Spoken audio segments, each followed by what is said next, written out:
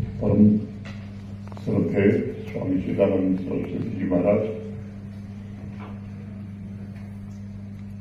श्री रंजन सिंह जी, श्रीमती गिरिजा देवी जी, सभागार में उपस्थित माननीय सांसद श्री अखिलेश सिंह जी,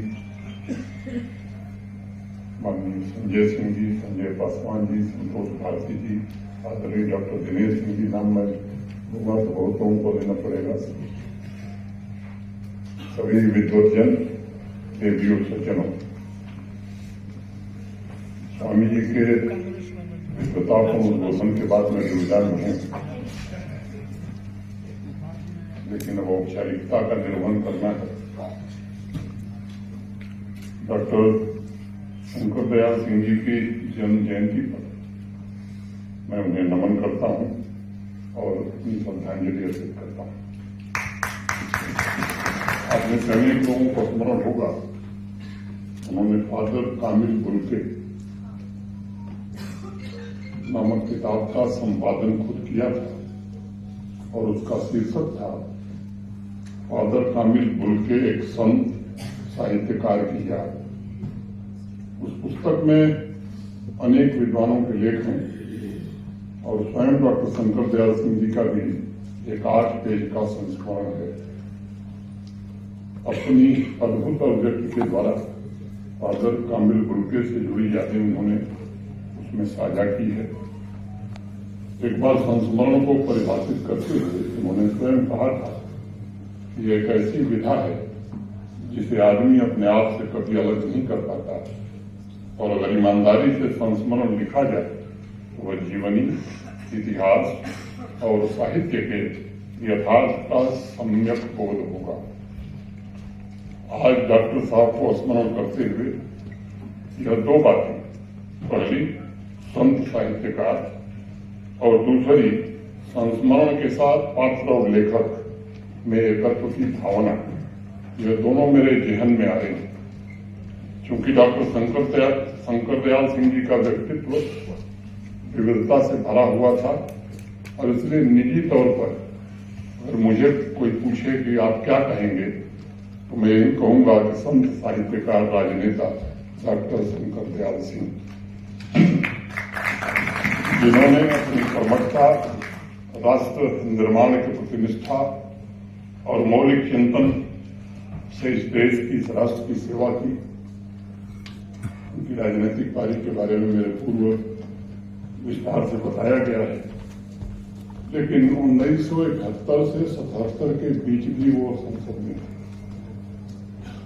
और वो जो 21 महीने का कालखंड है, संतोष भारती जी मुस्कुरा रहे हैं, आपातकाल, जिस पर डॉक्टर शंकर दयाल सिंह जी ने बड़ी निर्भीकता से 1977 में एक पुस्तक लिखी, इमरजेंसी, क्या सच क्या झूठ। उस पुस्तक को पढ़ते हुए एहसास होता है कि 5वीं लोकसभा के उन 21 महीनों में वह राजा जनक की तरफ एक विदेह संत हो चुके थे। हमारी संस्कृति में विदेह शब्द बहुत अद्भुत है। यह एक ऐसी अवस्था है जहां अंतःकरण की शुद्धता महसूस होती है, लेकिन इंसान को स्वयं के देह का भान नहीं होता। आपातकाल के अत्याचारों के बारे में लिखते हुए उन्हें इस बात का दुख था कि शायद उससे उनके कई मित्रों को बड़ा कष्ट होगा, और इसलिए वो आगे लिखते हैं कि मेरी साफगोई से कतिपय विवाद उठ खड़े होंगे और मेरे मित्रों को कष्ट भी पहुंचेगा, लेकिन क्या करूं, राजनीतिक कलेवर के नीचे आत्मा में सच्चाई का जो दर्द छुपा हुआ है वह रह कर मुझे टीस देता है, और इसलिए मैं लिखा हूं। मित्रों, मैं समझता हूं कि इस एक पंक्ति में या इस एक पंक्ति से उनके संत साहित्यकार और राजनीतिज्ञ के व्यक्तित्व को कोई भी परिभाषित कर सकता है। उनका संपूर्ण जीवन, मैं मानता हूं कि इन तीनों का योग है, तीनों का जोड़ है। डॉक्टर साहब के व्यक्तित्व की क्षमता, सृजन शक्ति, विचारों की मौलिकता और आम आदमी के उद्धार के लिए उनकी प्रतिबद्धता, उनके रचनात्मक जीवन उनके सार्वजनिक जीवन और उनके आध्यात्मिक जीवन, इन तीनों में प्रतिबिंबित होती है। स्वामी जी के सामने मैं पेश में हूं। हमारे उपनिषद कहते हैं, यथा दर्शे तथात्मनि यथा स्वप्ने तथा चित्तलोके, अर्थात जैसे दर्पण में सामने से आ रहे व्यक्ति या किसी वस्तु का प्रतिबिंब दिखाई पड़ता है, वैसे ही शुद्ध अंतःकरण में परम पिता परमात्मा प्रतिबिंबित होता है।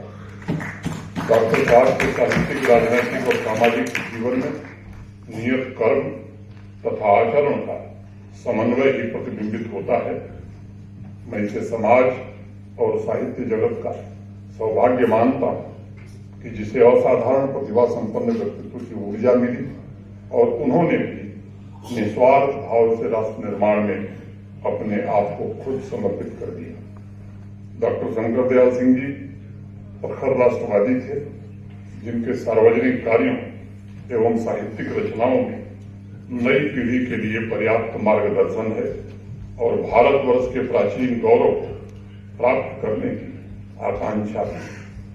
एक तरफ अपने शब्दों के माध्यम से उन्होंने भारत की संस्कृति के उत्थान पर बल दिया और दूसरी तरफ नीतियों को सामाजिक राष्ट्रीय विकास और मानवता के उत्थान का हथियार भी बनाया। एक तरफ उन्होंने अपने राजनीतिक जीवन को राष्ट्र एवं समाज की अपेक्षाओं को पूरा करने के लिए समर्पित किया, तो दूसरी तरफ अपनी साहित्यिक प्रतिभा द्वारा नई पीढ़ी को विराट दर्शन भी उपलब्ध कराया। मुझे प्रसन्नता है ऐसे विलक्षण क्षमता वाले दूरदर्शी राजनेता, संत और साहित्यकार की जन्म जयंती पर इस वर्ष के व्याख्यान का विषय हमारी जरूरतें और चाहते रखी गई और हम सभी ने अभी पूज्य स्वामी चिदानंद जी सरस्वती के अमृत वचन सुने हैं।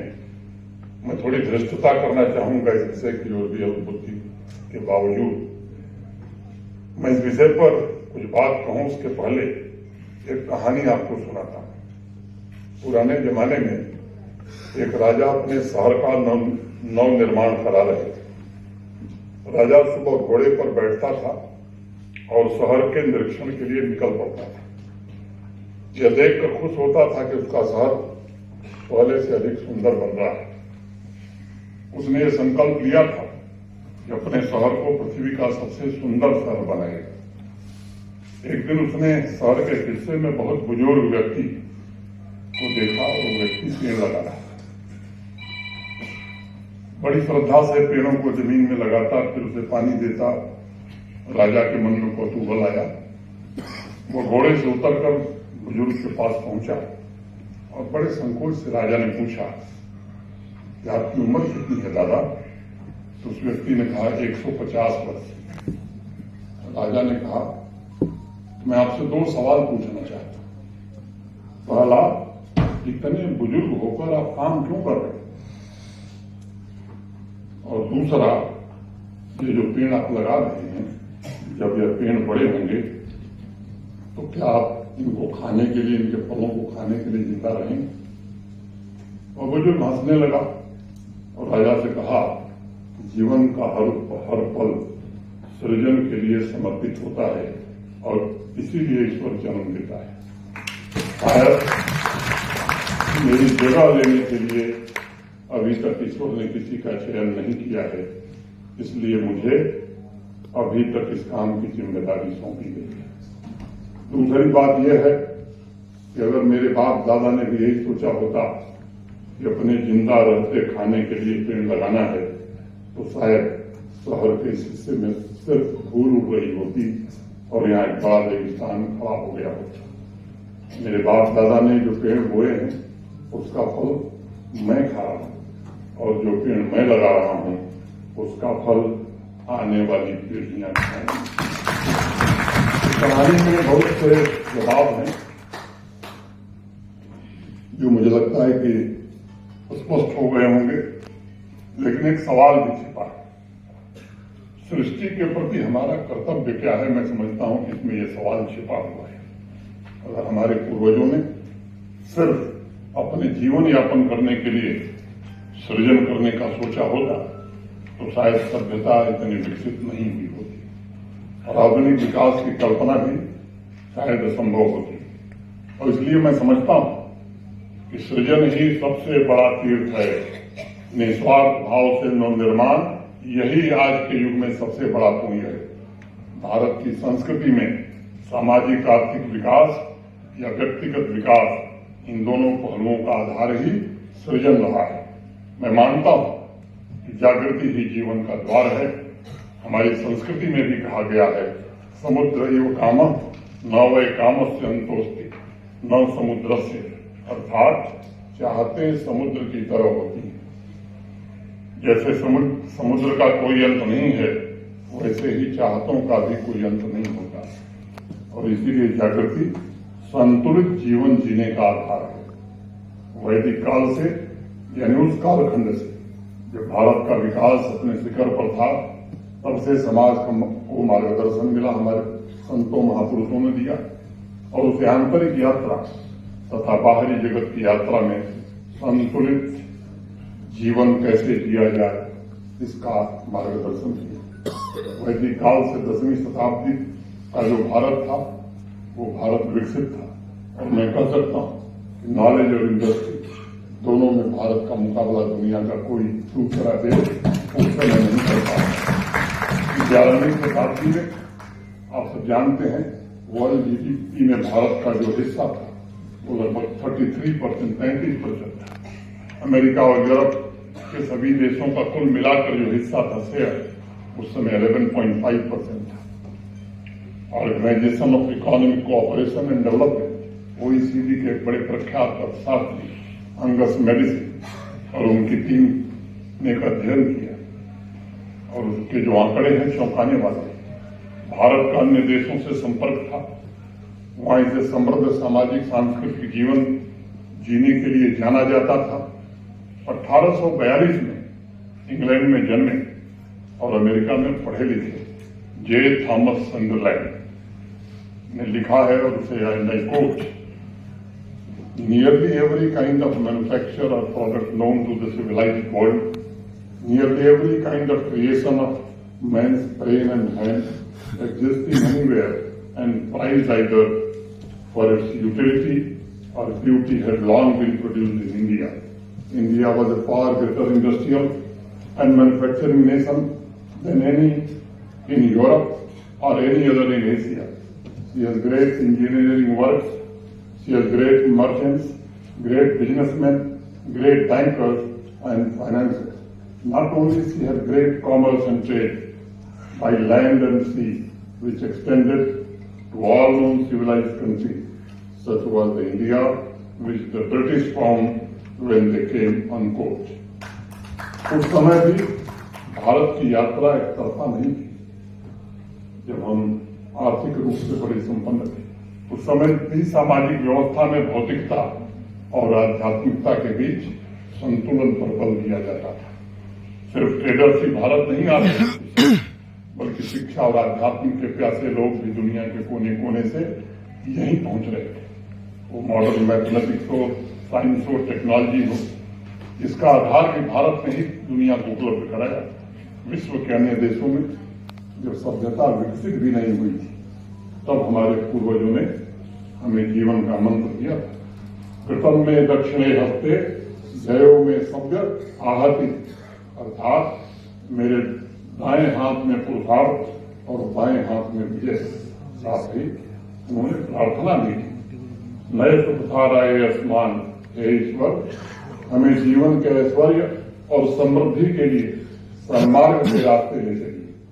और मैं समझता हूं कि हमारे जितने भी ग्रंथ हैं, चाहे उपनिषद हो, वेद हो, भगवत गीता हो, सभी में भौतिक और आध्यात्मिक दर्शन का संतुलन बराबर दिखाई पड़ता है। यहाँ तक कि हमारे वैज्ञानिकों आर्यभट्ट, महावीराचार्य, वशिष्ठ, महर्षि चरक, महर्षि कणाद, सभी ने विज्ञान और आध्यात्म के बीच सदैव तालमेल बैठाने का काम किया। आमतौर पर जो वैज्ञानिक होता था वो अभी ऋषि होता था, यानी संसार में रहते हुए भी संसार उनके भीतर नहीं होता था। आज के आधुनिक युग के बहुत से इन्वेंशन भारत की ही देन है और उस आविष्कार के समय भी हमारे वैज्ञानिकों ने उसे विश्व शांति, विश्व बंधुत्व, विकास और विश्व कल्याण का ही माध्यम बनाया। इस दृष्टिकोण से अगर आप देखेंगे तो भारत ने दुनिया को समग्र जीवन का बहुत बड़ा उपहार दिया है। हमारी संस्कृति कहती है कि शरीर, मन और आत्मा ये अलग अलग नहीं, वे एक हैं और उनमें संतुलन इंसान के साथ और उसके ओवरऑल वेलबींग के लिए बहुत ही महत्वपूर्ण है। हमारी संस्कृति भौतिक और आध्यात्मिक के बीच संतुलन बनाने के लिए आंतरिक और बाहरी यात्रा को संतुलित करने पर भी ध्यान केंद्रित करती है और इसीलिए तो महात्मा बुद्ध ने भी जो मार्ग बताया वो मध्य मार्ग पर उन्होंने बल दिया। एक बार महात्मा बुद्ध किसी राज्य से गुजर रहे थे। वहां का राजकुमार जो सुबह से शाम तक सिर्फ शिकार और मनोरंजन में लीन रहता था, उसने दर्शन किए और उनसे कहा कि मुझे संन्यास में दीक्षित कर दीजिए। बुद्ध ने समझाया कि भाई ये मन है जो एक अति से दूसरी अति पर जा रहा है, तुम उसे मध्य में ले आओ और राजकाज करते हुए आध्यात्म की भी यात्रा कर लो। लेकिन राजकुमार सुनने को ही तैयार नहीं था। उसने सब कुछ छोड़ दिया और सन्यासी का रूप धारण कर निकल पड़ा। 6 महीने पैदल चलते चलते और भिक्षा से पेट भरते भरते उसकी हालत ऐसी हो गई कि उसे पहचानना भी मुश्किल हो गया। तब बुद्ध ने एक दिन से समझाया कि राजकुमार, जीवन तभी परम सुख में होता है जब वो मध्य में होता है। बहुत सी वस्तुओं की हमें आवश्यकता नहीं है और बहुत सी वस्तुओं का त्याग भी आसान भी है, लेकिन जीवन आनंदमय तभी होगा जब अति में नहीं बल्कि जीवन मध्य में होगा। लेकिन आज ऐसा नहीं है। आज हमारा जीवन जरूरतों पर आधारित नहीं है बल्कि इच्छाओं पर आधारित है और ये इच्छाएं पैदा की जा रही हैं और उन्हें ऐसे पेश किया जा रहा है जैसे वो आपकी जरूरतें हैं और उसके बिना आपका जीवन चल ही नहीं पाएगा। अगर पश्चिमी देशों की मैं बात करूं, कुछ वेस्टर्न कंट्रीज में तो हालात इतने खराब हो गए कि डॉक्टर और स्वास्थ्य सलाहकार आजकल उसे होर्डिंग डिसऑर्डर नामक एक मनोवैज्ञानिक रोग बता रहे हैं और उसका इलाज हो रहा है। पिछले महीने नेटफ्लिक्स ने एक डॉक्यूमेंट्री फिल्म रिलीज की है, मैंने उसे देखा। मैं आपसे भी आग्रह करूंगा कि उसे जरूर देखिए, जिसका टाइटल है बाय नाउ, मैंने अब खरीद लीजिए। और उन्होंने बड़ी बड़ी कंपनीज के अधिकारियों की इंटरव्यू लिए हैं जिनका कहना है कि हम जरूरतें पैदा करने की कला जानते हैं। एल्गोरिथम के माध्यम से लोगों तक पहुंचकर पहले प्रोडक्ट्स के प्रति चाहत पैदा करना, फिर उनके माइंड स्पेस को कैप्चर करना, इस तरह से काम करने की प्रक्रिया उन्होंने प्रारंभ की और उन्हें विश्वास दिलाते हैं वो कि आपके जीवन की सबसे बड़ी जरूरत है। मैं समझता हूं कि यह डॉक्यूमेंट्री आप भी देखें, तभी हम भौतिक और आध्यात्मिक जीवन के संतुलन और मध्य मार्ग को ठीक से समझ सकेंगे। लेकिन हैरानी की बात यह है कि संतुलन बनाने की बजाय हम एक और अति की तरफ बढ़ रहे हैं, जिसे वेस्टर्न कंट्रीज, विशेष रूप से अमेरिका में एक दूसरी बात आजकल चल पड़ी है, न्यूनतम जीवन शैली, मिनिमलिस्ट लाइफ स्टाइल, उसको नाम दिया गया। आपको जानकर आश्चर्य होगा, इस लाइफ स्टाइल को सीखने के लिए बड़े बड़े कोचिंग सेंटर आज अमेरिका में प्रारंभ हो गए और आज की तारीख में ऐसे सैकड़ों सेंटर चल रहे हैं। $24 से लेकर के $194 प्रति घंटे फीस ली जा रही है और लोग बड़ी संख्या में इन कोचिंग में आज जा रहे हैं। और कुछ लोग और भी इनोवेटिव हैं। उन्होंने सोचा कि आदतें बदलने में तो समय लगेगा और इसलिए जीवन पहले दिन से ही व्यवस्थित करना होगा ताकि चाहते रोग न बन जाए। और इसके लिए एक डिक्लटर कोचिंग सेंटर वहां शुरू हुआ है, जहां घंटे के हिसाब से पैसा चार्ज किया जा रहा है। लोगों को सिखाया जा रहा है कि अपने घर का किचन, ड्रॉर और जीवन की जरूरतों को आप कैसे व्यवस्थित कर सकते हैं। इस तरह के डेवलपमेंट को देखकर मैं कह सकता हूं कि भारत दुनिया को संतुलित जीवन जीने की राह दिखा सकता है। मैं हमेशा इस बात का पक्षधर हूं कि हमें साइंस और संस्कार दोनों को साथ लेकर चलना होगा। विकास के लिए साइंटिस्ट और स्पिरिचुअलिस्ट दोनों की आवश्यकता हमारे देश को है, दुनिया को भी। इनमें से एक का चुनाव संभव नहीं, क्योंकि वह पुनः अतिवाद की तरफ ले जाएगा। इसलिए मैं मानता हूं कि एक अच्छा जीवन जीने के लिए हमारे पास सभी मॉडर्न सुविधाएं और संसाधन भी होने चाहिए। हमारे पास सर्वोत्तम इनोवेशन, सर्वोत्तम mobility, modern transport system, modern factory भी होनी चाहिए, लेकिन साथ ही साथ सही रास्ते पर मार्गदर्शन करने के लिए स्वामी चिदानंद जी जैसे आध्यात्मिक पुरुष जिनसे आदर्श और नैतिक मूल्य हम सीख सकें, इसकी भी हमें जरूरत है। सैकड़ों वर्षों की गुलामी है भारत, ये सच है कि विकास की दौड़ में पीछे धकेल दिया। एक अनुमान के मुताबिक अंग्रेज ब्रिटिशर 45 ट्रिलियन डॉलर भारत से लूट करके उस कालखंड में यहां से ले गए। पिछले 10-11 वर्षों में विकास को नई गति मिली है। भारत आज दुनिया की 5वीं बड़ी अर्थव्यवस्था बनकर उभरा है। आज आवश्यकता इस बात की है कि साइंटिस्ट और स्पिरिचुअलिस्ट, इंडस्ट्रियलिस्ट और इंटेलिजेंसिया, इकोनॉमिस्ट और इकोलॉजिस्ट, इनकी संतुलित शक्ति मिलाकर भारत को हम विकसित राष्ट्र बनाने में जुटे। मेरा इस बात पर गहरा यकीन है, भारत कभी भी अतिवाद की गिरफ्त में नहीं रहा है। और जब भी समाज में नीड और डिजायर, जरूरतों और चाहतों के बीच जद्दोजहद होगी, तब एक जनरेशन से दूसरे जनरेशन को दिए जा रहे संस्कार उसे सही दिशा में ले जाने का मार्गदर्शन करेंगे। मुझे विश्वास इसलिए भी है कि भारत ने सैकड़ों वर्ष तक परंपरा और मूल्यों पर चोट झेली, लेकिन हमारे प्राचीन आदर्शों की जड़ें इतनी गहरी है कि कोई अन्य राष्ट्र उसकी कल्पना भी नहीं कर सकता है। हमारी संस्कृति में विकास का मॉडल हमारे पूर्वजों ने ही तय किया था। सस्टेनेबल डेवलपमेंट और सस्टेनेबल लाइफ स्टाइल, ये दुनिया से दिए हुए उधार शब्द हमारे लिए नहीं, ये शब्द हमने अपने पूर्वजों से विरासत में पाया है।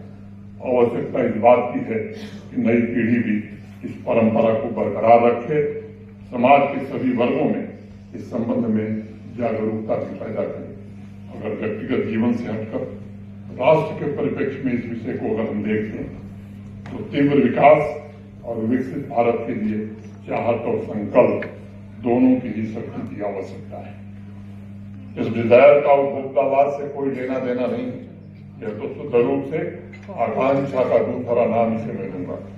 डिजायर और रिजॉल्व न हो तो हम कोई नई डिस्कवरी, नया इन्वेंशन कर ही नहीं पाएंगे। डिजायर और रिजॉल्व न होता तो शायद हम एवरेस्ट की चोटी पर न पहुंच पाते, और इसलिए इंसान उड़ने का ख्वाब नहीं देख पाता। इसलिए दोनों राष्ट्र के विकास के लिए आवश्यक है। तृतीय मार्ग में पीटर ओपेंस्की ने लिखा है कि desire is when you do what you want. Germany के दार्शनिक फ्रेडरिक नीत्शे का कहना है, जो हम कुछ चाहते हैं तो उसे प्राप्त करने में संघर्ष को भी हम स्वीकार करते हैं। नीत्शे ने लिखा, and I hope examine the lives of the best and most fruitful people and ask yourself whether a tree that is supposed to grow to a proud height can dispense with bad weather and storms. राष्ट्र की विकास यात्रा तो महायज्ञ की तरह है। संघर्षों और चुनौतियों को पार करते हुए अपने पुरुषार्थ और प्रतिभा की आहुति से भारत के प्रत्येक नागरिक को भारत की महानता को पुनर्स्थापित करने में योगदान देना होगा।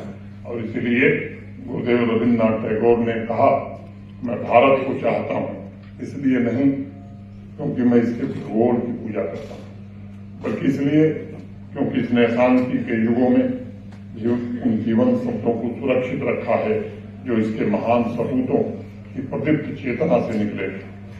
और अथर्ववेद में कहा गया, हे पवित्र पृथ्वी, हम तुम्हारे संसाधनों का ठीक तरह से उपयोग करें और ऐसा करते समय तुझे कोई नुकसान न हो, तुम्हारे तत्वों में भी कोई विकार उत्पन्न न हो। आप सोचिए, ये हजारों वर्ष पहले के दिए गए संस्कार हैं जो आज भी हमारी चेतना का अहम हिस्सा है। मुझे विश्वास है कि संस्कारों की ऐसी विरासत हमें निरंतर सामाजिक और मानवीय हित के लिए प्रेरित करती रहेगी। टेक्नोलॉजी में हो रही प्रगति हमारे भविष्य को निश्चित रूप से आकार देगी। इसलिए मैं भारत को नए इन्वेंशन और साइंटिफिक डिस्कवरीज या अग्रणी शक्ति के रूप में देखना चाहता हूँ। इस लक्ष्य को पूरा करने के लिए समाज के हर एक वर्ग तथा प्रत्येक नागरिक को भारत की गौरवशाली नियति में भारत के लक्ष्य को हम प्राप्त कर सकें, मैं ईश्वर से ऐसी प्रार्थना करता हूँ। एक बार पुनः डॉक्टर शंकर दयाल सिंह जी की पुण्य स्मृति को नमन करता हूँ। आदरणीय स्वामी जी के चरणों में नमन करता हूँ और इस महत्वपूर्ण आयोजन के लिए रंजन सिंह जी, डॉक्टर रश्मि